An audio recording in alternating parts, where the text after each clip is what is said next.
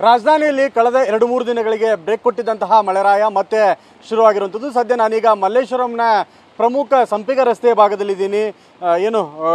ರಾಜಾಜಿನಗರ ಮತ್ತು ಯಶವಂತಪುರವನ್ನು ಸಂಪರ್ಕಿಸುವಂತಹ ಪ್ರಮುಖ ರಸ್ತೆಗಳಲ್ಲಿ ಯಾವ ರೀತಿಯಾಗಿ ಮಳೆಯ ಚಿತ್ರಣ ಕಂಡು ಬರ್ತಾ ಇದೆ ಅಂತ ಹೇಳಿ ಕಳೆದ 2-3 ದಿವಸಗಳ ಕಾಲ ಬ್ರೇಕನ್ನು ಕೊಟ್ಟಿತ್ತು.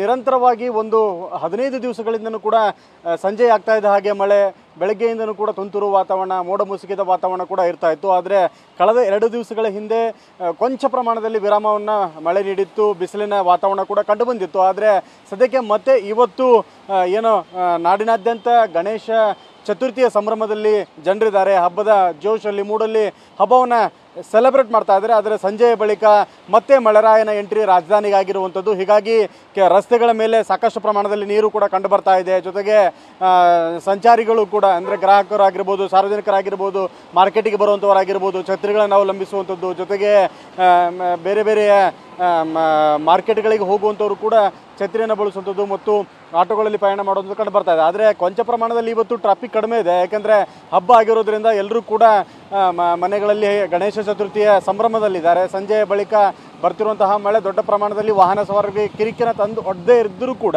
ಬೆಂಗಳೂರಿನ ಕೆಲ ಭಾಗಗಳ ರಸ್ತೆಗಳ ಮೇಲೆ ಸಾಕಷ್ಟು ಪ್ರಮಾಣದಲ್ಲಿ ನೀರು ಹರಿತಿರುವುದು, ಜೊತೆಗೆ ರಸ್ತೆ ಗುಂಡಿಗಳಲ್ಲಿ ನೀರು ಶೇಖರಣೆ ಆಗ್ತಿರೋದು ಕೂಡ ಕಂಡು ಬರ್ತಾ ಇದೆ. ಇನ್ನು ರಾಜ್ಯ ಹವಾಮಾನ ಇಲಾಖೆ ಮುಂದಿನ 3 ದಿನಗಳ ಕಾಲ ಮಳೆಯಾಗುವಂತಹ ಮುನ್ಸೂಚನೆಯನ್ನು ಕೂಡ ನೀಡಿದ್ದಾರೆ.